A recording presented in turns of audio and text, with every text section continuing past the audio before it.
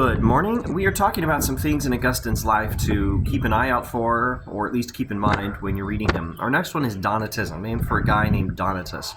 Donatism was a schismatic church in North Africa, and it was pretty powerful in Augustine's day. It split off from the main church, or the universal church. The Latin word there is Catholicus, although the Latin word for church is ecclesia. So you'd actually want to say Catholica, a feminine adjective working with the feminine noun, ecclesia. Anyway, Donatism separated from the universal church as a result of some controversy related to some Roman persecutions, particularly in the early 300s A.D. Some church leaders had yielded to persecution. Rather than accept martyrdom, they surrendered their faith. I think in some cases they surrendered their Bibles.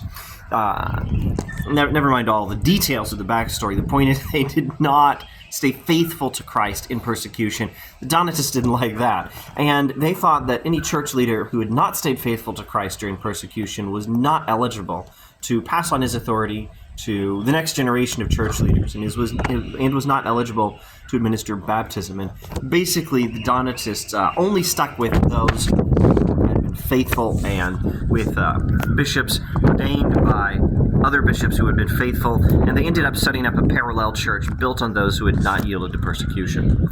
And one hallmark of their theology was the church can only be a pure church, led by pure leaders. Not only should the church be pure, it's not even capable of being impure. If something's impure, it's not the real church. And one very typical expression of this theology, a hallmark of Donatist practice, was if someone came over to their church from the universal church, they would rebaptize them. The Donatists were rebaptizers. And the universal church was not a rebaptizing church. So Augustine's position was, of course, in the universal church, and that made him automatically an active participant in this controversy, and he performed his role. The whole thing is actually terribly complicated. There are a lot of complications. The schism was essentially a theological matter, but it had its cultural and its political aspects. Skipping over some of the details there, let's note one of the big ones. There was a group called the Circumcellians. In contemporary English, I suppose we'd say Circumcellians or something like that. Circumcellians, they were something like a militant wing of Donatism. They were a more extremist faction associated with Donatism. I doubt very much that all Donatists were supportive of the Circumcellians, but somewhere it was a thing. They were the extremist faction or version. They were associated with Donatism, and they caused some real trouble. They were violent. In Augustine's response to Donatism, he could be real nice. He could say tender things about how important it was for Christians in the universal church to peacefully, charitably, kindly, lovingly, prayerfully persuade the Donatists to come back to the fold. He could learn from Donatist teachers. There was a Donatist bishop, or off the top of my head, actually, I can't remember, Donatist theologian of some sort anyway, called Tychonius. And you'll find in Augustine's writings that he learns some things from Tychonius. Augustine, though, could also endorse government force, particularly in response to the Circumcellians. There's complications here. Those of us who don't like government force in religious matters are going to find some grounds to critique Augustine. His Augustine's theological critiques of Donatism, I would say, are somewhat less complicated. He could agree with the Donatists, of course he agreed with the Donatists, that the church should be pure. Purity should be a characteristic of the church. But he thought it was possible that the church cannot be pure, at least not yet. And it's not just possible, that's how it is. In the fullness of time, God will make the church pure. But this has not happened yet. Or maybe we should say it is happening, but it takes some time. If you read Augustine's writings, or at least if you read the right ones, such as the expositions on the Psalms, you'll find him talking about God's work to purify the church. I'm not sure if in all cases that's going to be an explicit or even an implicit critique of Donatism, but I'm sure it is sometimes, and it certainly fits. God is purifying the church. Augustine has some interesting analogies in the expositions on the Psalms about the winepress, or or the threshing floor, where God is treading out the grapes or threshing the grain to separate the pure from the impure. God is slowly purifying the church, but until Jesus comes back, until this work is completed, it's not going to be a fully pure church, and you're still supposed to love it. The church is the bride of Christ. You should honor her. The church is also a universal thing. Psalm 21. Oh, let's clarify something here. Okay, our modern numbering for the Psalms comes from the Hebrew numbering in the Masoretic text. If you don't know anything about Old Testament textual criticism, about the sources of our text of the Old Testament, which copies, which books in which language have come down to us over the centuries, I'm not going to stop and explain it here.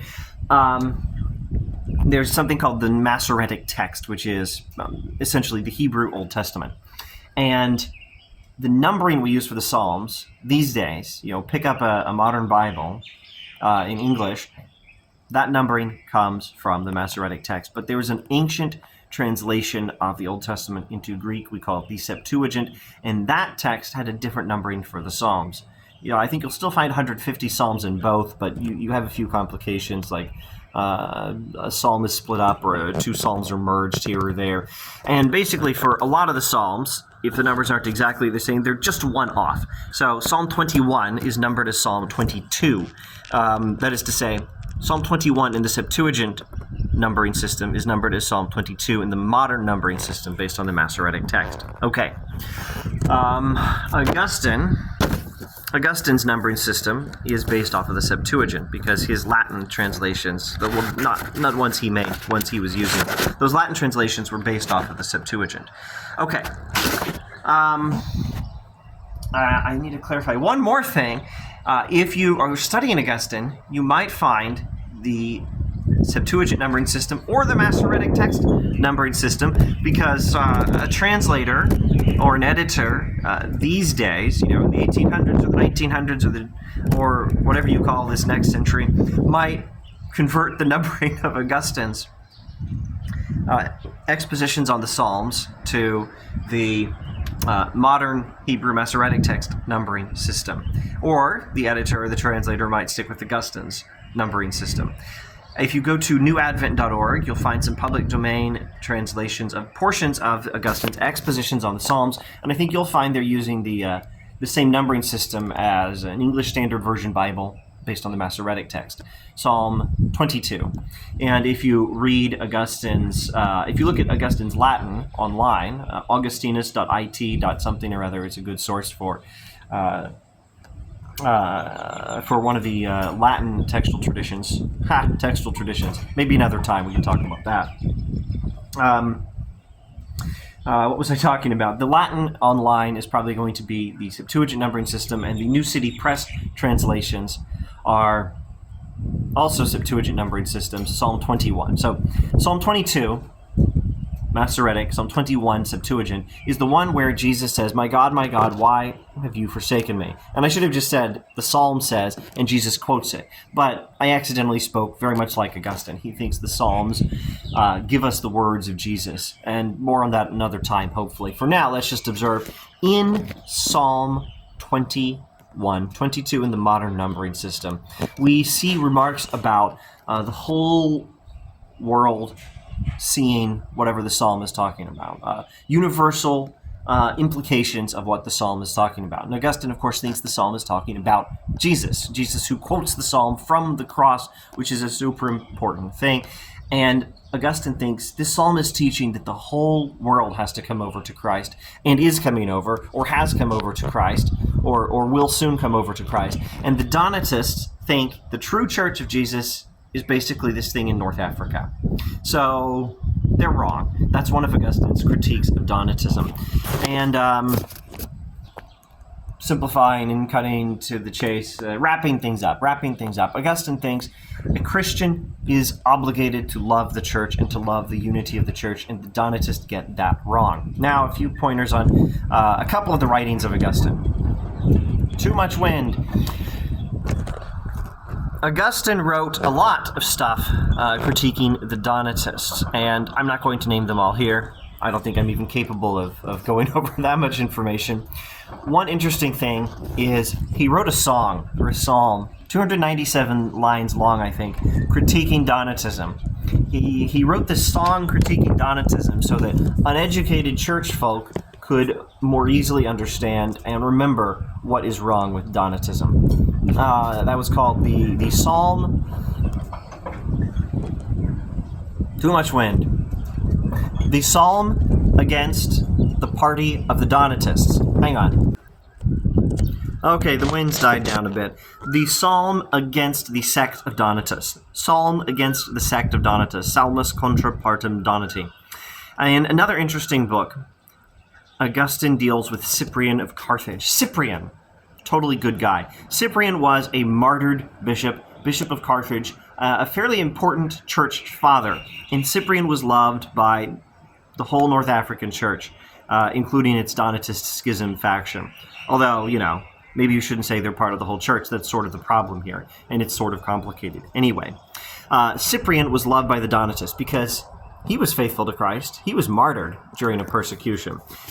And the Universal Church, Augustine's team, they totally loved Cyprian as well. So in one of Augustine's books critiquing Donatism, he argues at length that the teachings and the actions of Cyprian are on his side. They're solidly against the schism. This was called On Baptism, or De Baptismo contra Donatistas, on baptism against the Donatists. Augustine also critiqued the Donatists a lot in his sermons, and I'm not going to give you a lot of tips on that, except to say it happens, and people write books about that, and I have not written a book about that, but I have covered it a little bit in my book on Augustine's expositions on the Psalms, and Narrationes in Salmos, and I'll quit now as the wind's picking up again. Thanks for watching.